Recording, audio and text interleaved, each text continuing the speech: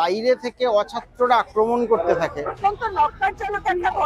কখনোই এই রকম একটা ভ্যান্ডালিজম হতে পারে না। তাহলে তো বিশ্ববিদ্যালয় চালানোটাই মুশকিল হয়ে যাবে। ঢুকছে বাইরে থেকে দুটা, পুলিশ কোথায় ছিল সেটা আমাদেরও প্রশ্ন। যাদবপুর বিশ্ববিদ্যালয়ের যে লোগো সেটাকে ভেঙে দিল। গণতন্ত্র খুব বিপন্ন।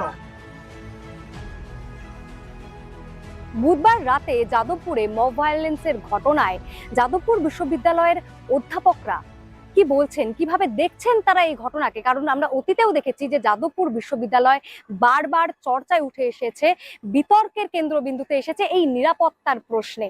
গতকালকের রাতের যে ঘটনা, সেখানেও কিন্তু সেই ছাত্রছাত্রীদের নিরাপত্তা নিয়ে প্রশ্ন উঠছে পুলিশের ভূমিকা নিয়ে। যেখানে যাদবপুর বিশ্ববিদ্যালয় থেকে অদূরেই যাদবপুর থানা, সেখানে যখন মব তারা বিশ্ববিদ্যালয়ের ভেতরে ঢুকে যায়, ছাত্রছাত্রীদের উপর চড়াও হয়, কোথায় ছিল পুলিশ? প্রশ্ন উঠছে।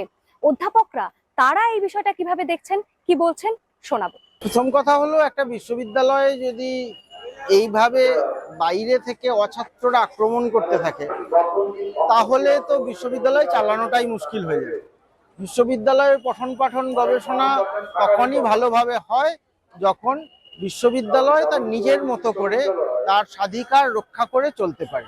এই যে আমরা বিশ্ববিদ্যালয়ের স্বাধিকার নিয়ে কথা বলি, কালকে যখন প্রায় 500-600 লোক বহিরাগত, তারা একেবারে বাইরে থেকে এসে, তারা কিনা অছাত্র, তারা ছাত্রও নয়, তারা এসে আক্রমণ করলো, তখন আমার মনে হয় না যে এইভাবে বিশ্ববিদ্যালয়ে যদি আক্রমণ হয় তাহলে বিশ্ববিদ্যালয়ের পঠন পাঠন সম্ভব।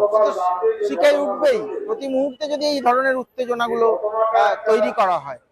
তো সেখানে পুলিশের একটা ভূমিকা থাকার দরকার ছিল, যে পুলিশের অন্তত বিশ্ববিদ্যালয়ের গেটে এই মব, এই উন্মত্ত জনতাকে আটকানোর দরকার ছিল, সেটা তারা আটকাননি। কালকে যে ঘটনাটা ঘটেছে অত্যন্ত নক্কারজনক একটা ঘটনা। আমি ভাবতে পারছি না যে বিশ্ববিদ্যালয়ের চত্বরে, যে অরবিন্দ ভবন আমাদের এত ঐতিহ্যের সাক্ষী, সেখানে আগুন জ্বালানো হচ্ছে। এটা আমাদের একেবারে ভাবার বাইরে। এবং তার সঙ্গে আমি বলতে চাইছি যে যিনি জনপ্রতিনিধি, তারও যে উস্কানিমূলক বক্তব্য, এটা কখনোই আমরা মেনে নিতে পারছি না। একটা শিক্ষা প্রতিষ্ঠান, সেখানে নিশ্চয়ই রাজনৈতিক মতভেদ থাকতেই পারে, সেগুলো মিটিয়ে দেওয়ার জন্য সেখানে শিক্ষকরা আছেন, কর্তৃপক্ষ আছেন। বাইরে থেকে কেন লোক ঢোকানো হলো গুন্ডামি করার জন্য, এটা আমার রাজ্য সরকারের কাছে প্রশ্ন। বিশ্ববিদ্যালয়ে কোনো ছাত্র বা তাদের বিভিন্ন রকম মিটিং মিছিল হয়, অনেক সময় বিভিন্ন রকম মতাদর্শের ছাত্র সংগঠন থাকে, তাদের মধ্যে কিছু কিছু সময় মানে প্রবলেমও হয়। কিন্তু রাত্রিবেলা, রাত 12:30-1টার পরে বিশ্ববিদ্যালয় থেকে ঢুকে বাইরের বেশ কিছু যারা বিশ্ববিদ্যালয়ের সঙ্গে যোগাযোগ নেই, তারা এসে ভাঙচুর করা, অগ্নিসংযোগ করা, এটা বিশ্ববিদ্যালয়ের পক্ষে খুব খারাপ এবং ওভারঅল রাজ্যের আইন শৃঙ্খলার জন্য এটা ভালো বিজ্ঞাপন নয়। যাদবপুর থানা এরকমটা নয় যে ছোট থানা।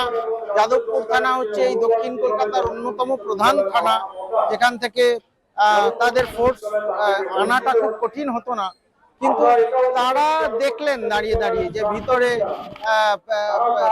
এত মানুষ, তারা সশস্ত্র, তারা ঢুকে পড়লেন, ছাত্রদের আক্রমণ করলেন, এমনকি অ্যাডমিনিস্ট্রেটিভ বিল্ডিং এর সামনে গিয়ে আগুন জ্বালিয়ে একটা ছাত্রদের মারধর করছেন, গেট ভাঙার চেষ্টা করছেন। এটা যদি চলতে থাকে তাহলে তো শিক্ষা দীক্ষার ব্যবস্থাটা ডকে উঠে যাবে। অবশ্যই পুলিশ সেই সময় যখন ঢুকছে বাইরে থেকে দুটা, পুলিশ কোথায় ছিল সেটা আমাদেরও প্রশ্ন। তার সঙ্গে নিশ্চিতভাবে আমরাও আমাদের কর্তৃপক্ষকে বলবো যে আগামী দিনে রাত্রিবেলা এই ধরনের ঘটনা ঘটলে যাতে আমাদের যে নিরাপত্তা বাহিনী যারা আছেন, রক্ষীরা, তারাও যাতে সচেতন হন, সেই জায়গাটাও দেখতে হবে। কারণ আজকে এইভাবে গুন্ডা ঢুকেছে, কালকে আরো বড় ক্ষতি করবে না, এরকম কিছু বলা যায় না। আর মুখ্যমন্ত্রীকে আমার প্রশ্ন যে কালকে যারা গুন্ডারা ঢুকে এরকম ঘটনা ঘটিয়েছে, আপনি কি গুন্ডা দমন আইন তাদের বিরুদ্ধে প্রয়োগ করবেন? মুখ্যমন্ত্রী অনেক কথা বলেছেন গুন্ডা দমন আইন নিয়ে। এই গুন্ডাদের বিরুদ্ধে কি ব্যবস্থা নেওয়া হবে? পরিষ্কার ভিডিওতে দেখা গেছে কারা কারা কি করেছে। সুতরাং এই গুন্ডাদের বিরুদ্ধে ব্যবস্থা নিন, এটাই আমি মুখ্যমন্ত্রীর কাছে আবেদন রাখছি। এবং আজকে আমরা এখানটায় ছিলাম, দেখলাম যে একদল আবার বহিরাগত বিশ্ববিদ্যালয়ের গেটের উপরে উঠলো, তারপরে ভেতরে জলের বোতল, ডিম ছুড়লো এবং তার সাথে সাথে আপনারা হয়তো দেখবেন যে যাদবপুর বিশ্ববিদ্যালয়ের যে লোগো সেটাকে ভেঙে দিল, অর্থাৎ বিশ্ববিদ্যালয়কেও কিন্তু অপমান করছে এরা। এবং কেন বিশ্ববিদ্যালয়ের এই পরিবেশ হচ্ছে, কারণ বিশ্ববিদ্যালয় থেকে বাইরে থেকে ক্রমাগত হস্তক্ষেপ করার চেষ্টা চলছে। এটা হলে কিন্তু বিশ্ববিদ্যালয়ে পড়াশোনা গবেষণার পরিবেশ বজায় থাকবে না। আমরা চাই পড়াশোনা গবেষণার পরিবেশ বজায় থাকুক, বিশ্ববিদ্যালয়ের বাইরে থেকে সমস্ত হস্তক্ষেপ বন্ধ করা হোক। ছাত্রছাত্রীরা আক্রান্ত হয়েছে, পিঠে কালশিটের দাগ খুব স্পষ্ট।